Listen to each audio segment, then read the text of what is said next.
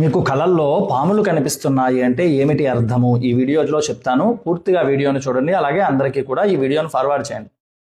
పాములు కనిపించేటువంటి విధానాలు కొన్ని ఉన్నాయి. మీకు అస్తమాట్లు పాము ప్రశాంతంగా ఉండి కళలో కనిపిస్తోంది అంటే మీకు రాబోయే కాలంలో రాహువు కానీ కేతువు కానీ దశలలో వస్తున్నారు అని అర్థం. అలాగే పాము తరుముతున్నట్లు మీకు కళ వచ్చింది అంటే అప్పుడు మీకు పూర్వీకుల నుంచి సర్పదోషాలు ఉన్నాయి అని అర్థం.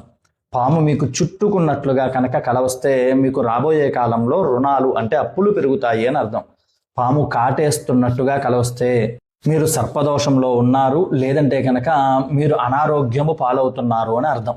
ఇవన్నీ కూడా స్వప్న శాస్త్రము ప్రకారం పాము కల్లోకి వచ్చినప్పుడు వచ్చేటువంటి ఫలితాలు. మీరు వెంటనే దగ్గరలో ఉన్న సుబ్రహ్మణ్యేశ్వర స్వామి గుడిలో 6 మంగళవారాలు అర్చన చేయించుకుని స్వామివారికి అభిషేకం చేయించండి.